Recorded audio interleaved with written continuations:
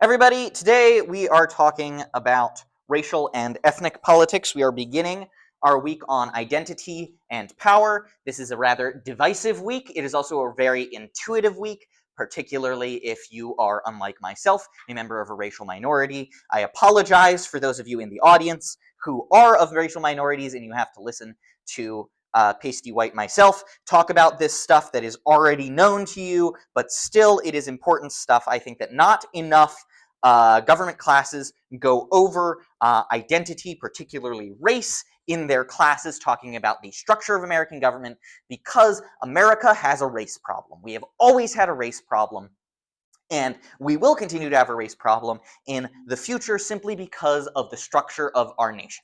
And I will talk about this. We are founded on a racially stratified basis, and it still impacts politics to this day. And it is important for us to analyze how that happens, not just so you guys understand what other individuals who don't have a lived experience that you do go through, but also if you decide to go into politics, this is very helpful information for a political strategist. Do not take this as me talking about critical race theory or some kind of woke something or other. I want you guys, if you are skeptical about the things that I talk about, to take it as advice for you as potential political strategists, and take it at face value as such if you are skeptical. What are Acharya and friends Blackwell and Sen, what are they talking about in this paper? Institutionalized racial hierarchies, historical institutions, they shape present-day racial attitudes, and they operationalize this kind of theory, right? They put it into empirics through viewing specific policies and specific survey responses. These authors demonstrate that slavery's geographic intensity in the 19th century through number of slaves in a certain geographic area predicts modern racial attitudes, particularly higher racial resentment, oppositions to policy addressing racial inequality, and greater support for conservative partisan positions. This relationship persists even after controlling for demographic, economic, and partisan shifts across more than a century. This is really cool. I mean, it's not great, but it's really cool, right? The idea that this history is so entrenched in these areas, so geographically bound, that it still ripples into the modern day. It's fascinating. Can someone explain to me how Acharya and friends here theorize why these effects endured over those several hundred years? So obviously this can't arise because of direct memory. Nobody is alive now, hopefully, who owned slaves and has those prejudices, right? There's not the idea that oh, Grandpappy told me that, the black person's place is, here, and so I believe that, and he told me memories about it, and so, that's not how this works. What happens is there are indirect forms of social norms and political institutions and economic arrangements that are rooted in racial hierarchy that perpetuate these beliefs. So, I don't know how familiar you guys are with the Reconstruction era, or the failure of Reconstruction, and then that's development into the Jim Crow era. But it has these lasting effects of essentially limiting generational wealth growth, for example, among African communities that stayed in the South. For example, sharecropping.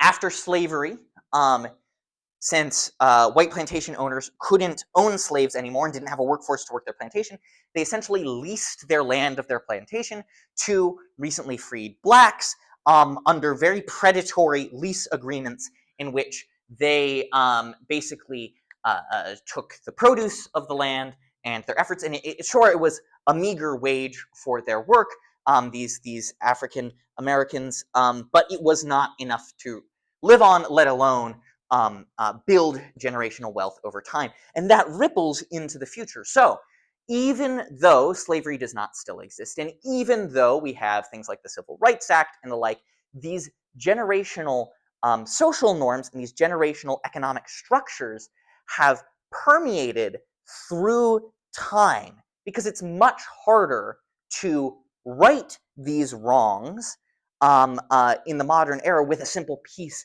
of legislation. You can't just solve the issue of lack of generational accumulation of wealth by saying, you can vote now. That's not how that works. And this study illustrates how legacies of power become embedded in place-based institutions. The central takeaway that I want you guys to have here is that history structures present political behavior, not just recent history, not just history that people have a conscious memory of, but history structures social norms and hierarchies that permeate through time in a way that is much more resilient than we might think. Now, I want to point to something here that I think is really good political science. If I can find the dang thing. That's not it. That is, hey. Okay, so this is the article. I know you all are intimately familiar with it because you all definitely read it. But this is a cool map. It shows slave-owning groups. A thing that's really cool, actually, that was found recently, and this is a finding outside of this, is that there is a belt running through very southern tip of South Carolina, northern Georgia, and partially into Alabama of a Democratic stronghold. And it's rural. And that is because of geology. The glaciers, as they melted through the Appalachian Mountains, deposited very fertile soil and nutrients through this area. So while other African Americans were given poor soil in Alabama and Mississippi and Georgia, elsewhere to sharecrop on, and were not able to build that generational wealth, the former slaves that were put in this select area here were able to become wealthy enough to become politically impactful over a long time and continuously support Democrats. It's fascinating. The real figure that I wanted to talk to you about is right here. So these are their dependent variables, okay? This is the proportion of the geographic area that identifies as Democrat. This is the proportion of the geographic area that supports affirmative action. This is the racial resentment, how hostile they feel towards other racial groups. And this is a thermometer score.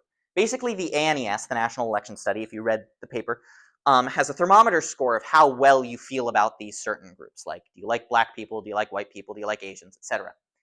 And this goes through, I think this is like how white people feel about black people. This one's a confusing one, but we're going to focus on these three first.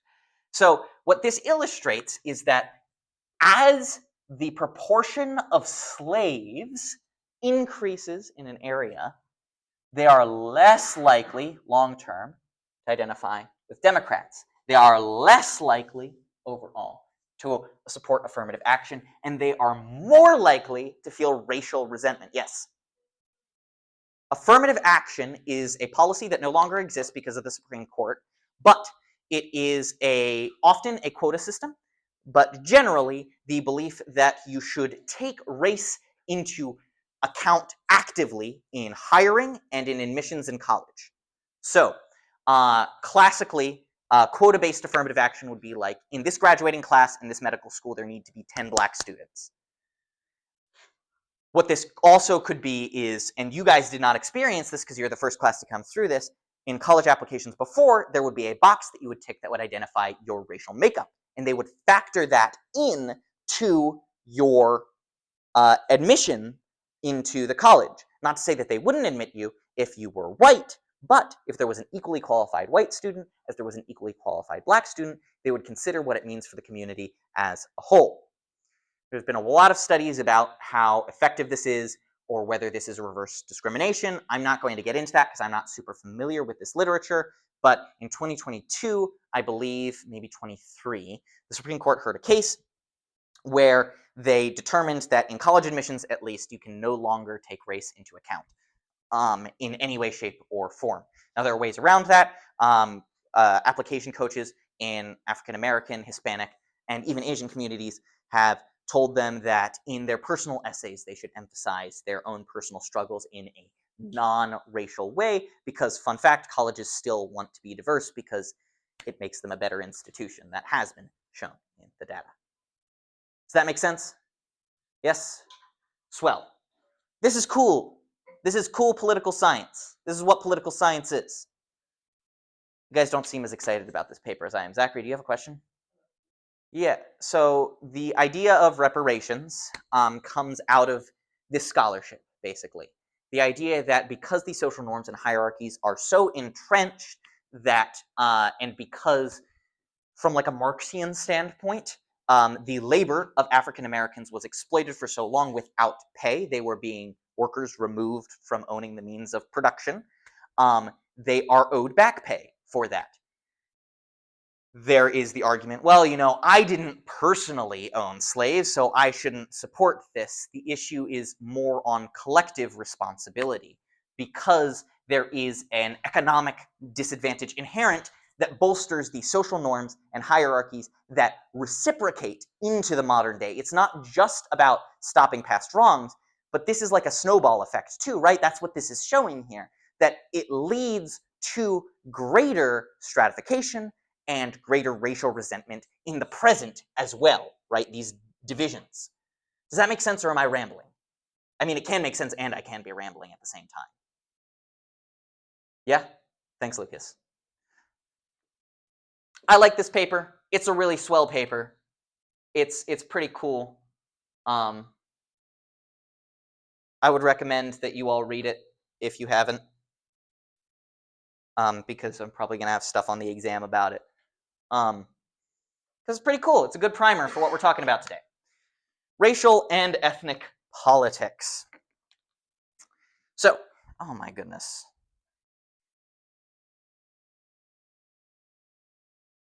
Hello?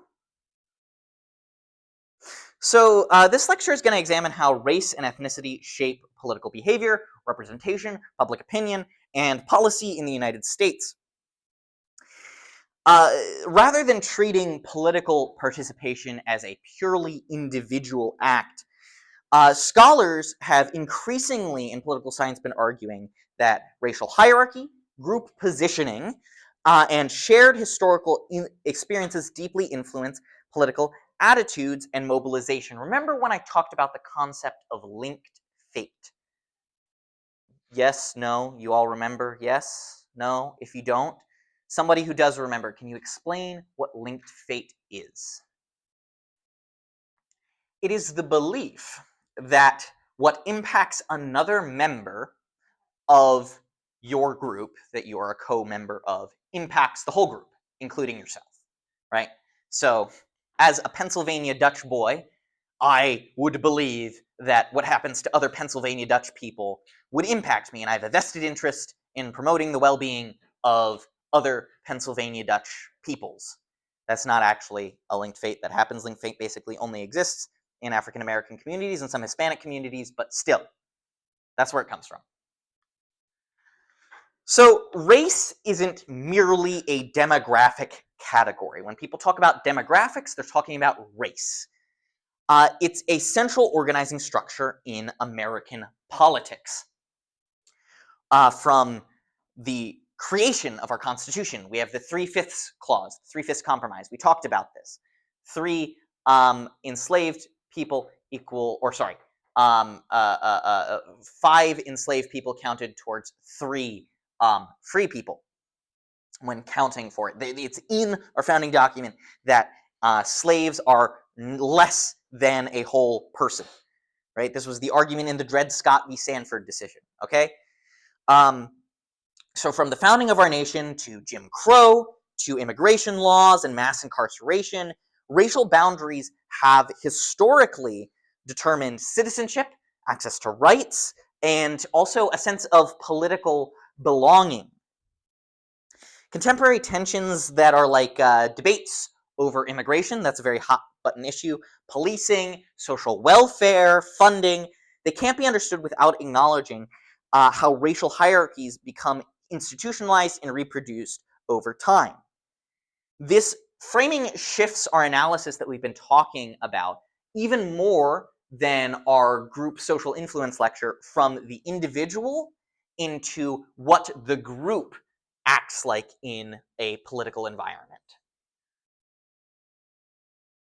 So what are some of these dominant theories of group attitudes? So scholarship shows that many white Americans support racial equality in principle, but in practice oppose policies necessary to achieve it. By the way, I should have started with like a bit of a warning. I'm going to have some fairly alarming images in this lecture and next class's lecture. This is a march of the KKK during the 1920s at their height in Washington, D.C. Note how they are not wearing cowls on their face. This is how popular that was back then. So one scholar, Bobo, argues that this reflects racial group threat. Dominant groups resist policies they believe jeopardize their structural advantage. So let's talk about that a little bit. It's this idea that what happens to you, right? What happens to you is contingent on what you give other people. So if I give a historically disenfranchised person a structural leg up so they could perhaps reach an egalitarian position with myself, that is also, I believe, somehow taking something away from me. That is racial threat. That's not how it works in practice, but that is the belief. Now, Sears talks about symbolic racism. And we talked about this semester, but it bears repeating. That's subtle racial resentment masked by appeals to individual responsibility and traditional values. This is a little bit subtler than that. It's this belief that, like, these groups are other from me, and that's going to manifest itself in these subtle racial prejudices, preferences, and the like. And I'm going to manifest that through saying, well, like, it's not our job as a collective to fix individual failings, right? Why can't they just get a job? Why can't they just do this like I have? That's not how that works. That is symbolic racism. Together, these theories kind of work in tandem, and they explain why explicit racism has declined. We don't see this anymore, thank God, while structural and policy level racism essentially continues to exist. There is a classic recording. I don't know if it's David Duke. I don't know if it's, I think it's Lee Atwater, where they have this quote, and it's to like this group of Republican donors or something like that. And Lee Atwater, he was a South Carolinian representative, very popular, and he was talking about this, and he says, like, you used to be able to say, and then he says the N-word a whole bunch, but now you can't say any that more about that. You got to talk about welfare queens and deservingness and blah, blah, blah, blah, blah, blah, blah. It's the same thing by a different name. Ironically enough, I am a Thurmond Atwater Fellow. I don't know if you know that. I have a fellowship in the name of Lee Atwater and Strom Thurmond. So let's talk about public opinion and policy consequences. So, excuse me. Race profoundly shapes public support for government programs. Marty Gillen's, his research shows that welfare policy is unpopular largely because Americans perceive recipients as disproportionately black and undeserving. We saw this play out just a few weeks ago during the government shutdown when Donald Trump said, I am going to not want to fund SNAP benefits because that is a Democrat policy. He believed that the majority of SNAP recipients were Democrats.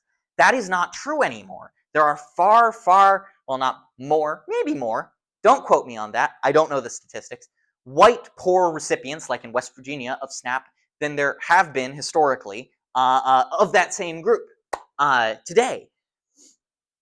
But that is based in this like historic preconceived notion of welfare policies being Black and Democrat.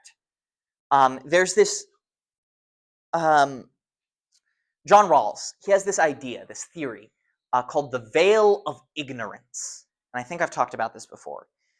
And it is kind of a thought exercise that you should do when designing a tax system or a welfare policy. Assume that you are in some ethereal world out there before you're being born, and you are designing a welfare system or a tax system for the world. And you don't know if you are going to be born a poor person or a rich person. That is the veil of ignorance. So you want to design that tax policy and welfare policy to help the poor person because there's a chance you might be that person. You are existing behind the veil of ignorance. And that is basically a way of forcing empathy on policy designers. In contrast, universal programs, in contrast, I should say, to like social welfare programs, universal policies like Social Security, seen as applying to seniors generally rather than a racialized group, they command strong bipartisan support. Everybody gets it. It's not just for Black people. Media representation also plays a critical role by disproportionately showing Black citizens in stories about poverty or crime that reinforces stereotypes that justify policy inequality. Remember what we talked about in the media week, right?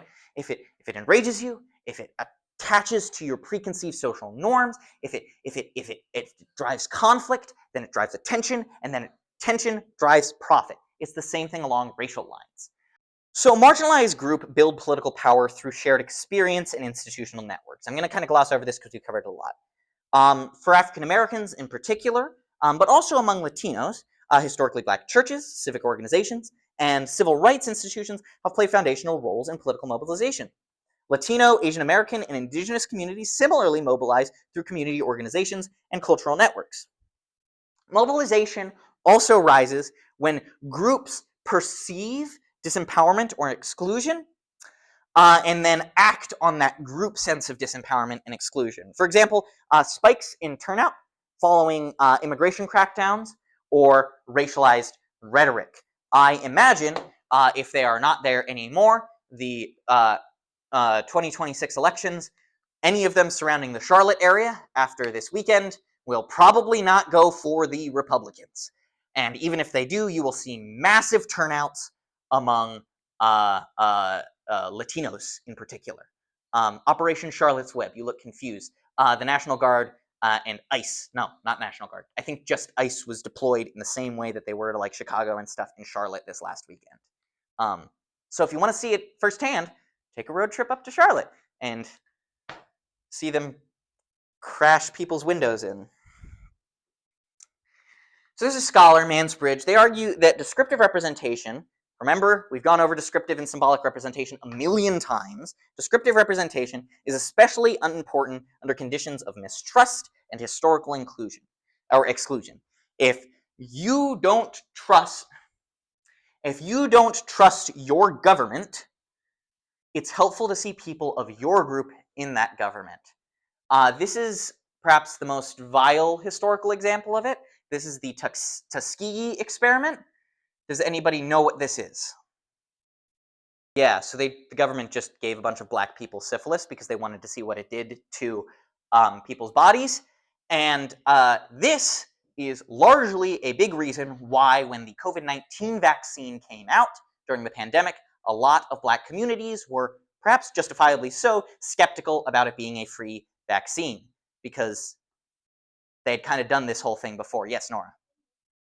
Not as far back as you would like to believe. I want to say in the 40s. I could be wrong. Somebody please look that up for me right now and fact check me. When elected leaders share identity-based experience with constituents, communication can improve because they're speaking the same language, the same experiences, the same language metaphorically, or literally if they're, Latino. Communication can improve because representatives better understand lived realities. Beyond symbolic benefits, research also shows that descriptive representation can affect policies. This can banned debate on policing, health disparities, educational equity, immigration, etc., etc., etc. However, it's context dependent. Not all identity categories or political environments yield the same effects. South Carolina is a very black state. We don't have a lot of black representation in this state because there's like a lot of like wealthy, landed, historically old boys club stuff going on. You kind of see the same thing in Mississippi a little bit. Mississippi is the most black state in the Union, but to a lesser degree. Policy areas shaped by race, or policy arenas shaped by race.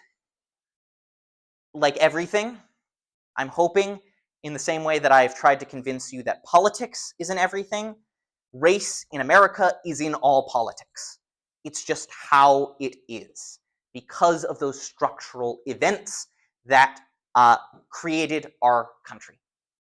Obviously, welfare and redistribution are big policy areas affecting race. That largely, redistribution, we've already talked about reparations. Welfare largely comes out of LBJ's Great Society programs and his war on poverty.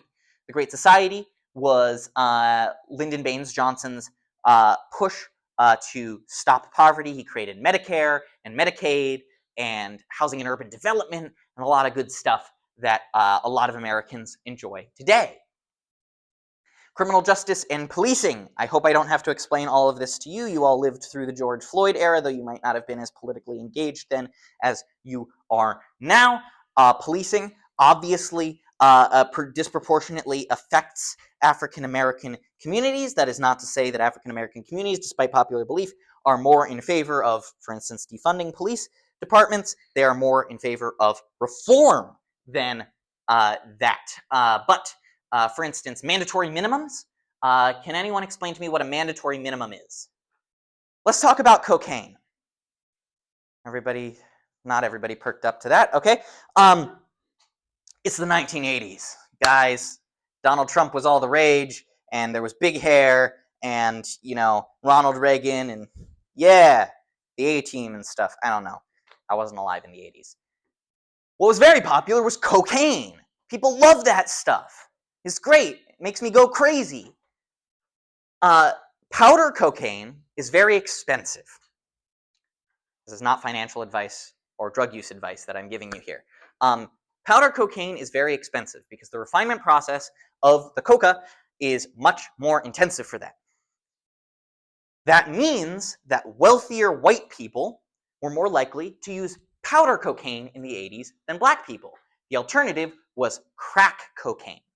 Crack cocaine is much less refined, but it gives you the same basic high as powder cocaine does. The only difference is you smoke crack and you snort cocaine. The more you know. The point was the mandatory minimum sentencing for crack possession versus cocaine possession for the same amount of both was much higher for crack possession, solely because black people were more likely to use crack than powder cocaine. Does that make sense? Yeah? Great. Don't do drugs, kids. And obviously, immigration is affected by race. We see that now. I don't need to explain that. And voting rights and access, we did this whole thing talking about the Voting Rights Act and all that jazz. So let's talk about modern dynamics here. Things are weird racially in America after the 2024 presidential election. Recent shifts have both increased and decreased racialized polarization. Historically, there has been the phrase among the strategist class of political operatives that demographics are destiny. Basically, the idea that, if you can get the black vote, you're going to get all the black vote. You can get the Latino vote, you're going to get all the Latino vote. And, blacks and Latinos, they have voted for Democrats since basically the JFK era, since they became anti-segregationist, and Latinos to a lesser extent than blacks, and so they'll always vote for Democrats. That has not been as true lately. We are seeing more gendered polarization than we are racial polarization. So black women are still the strongest voting Democratic bloc in the country. They vote in excess of like 80 to 90%. I could be wrong on that. But black men are shifting away from the Democratic Party. Latinos en masse are shifting away from the Democratic Party. We'll see what that looks like after all of these mass deportations and ICE crackdowns, but we're not sure.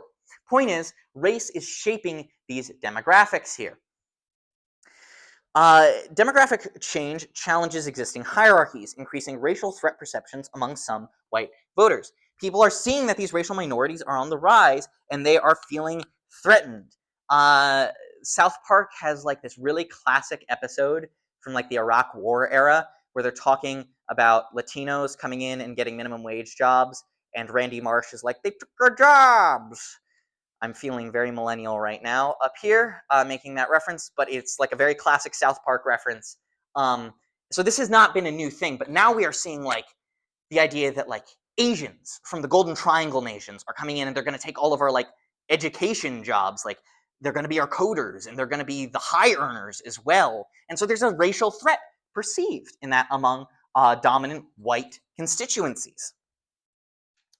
Partisanship now maps more explicitly onto racial attitudes, a process scholars describe as the racialization of partisan conflict. The scholarship is a little behind the ball. We have yet to really digest the 2024 election cycle, but we'll see. Maybe 2024 was a blip. Maybe it wasn't. And political elites and media reinforces these divisions, making race a pervasive organizing dimension of party identity and policy preferences. There's a reason why you see like this kind of sign, Latinos for Trump, not just like San Jose, California for Trump. I don't know if there are a lot of Latinos in that area, but I think there are. You know, it's not like, oh, blah, blah, blah, and that's what that means. It's like, no, we are Latinos. I feel a sense of belonging with the Latino group for Trump. I also feel a sense of belonging there. These groups are cross-cutting. There's a thing called intersectionality. We're going to talk more about that in the next lecture. It's the same thing with like the idea of like blacks for Trump or like gays for Trump or something like that. You have to identify as like, I am this group that you wouldn't think is associated with this, but I am for this thing that is like surprising, right? Rather than just saying, I am Jim from Arkansas and I'm for Trump and I happen to be gay. Does that make sense? I don't know if there's a Jim in Arkansas who voted for Trump who happens to be gay, but good for him. Racial politics reflects both history and ongoing struggles over both power and belonging.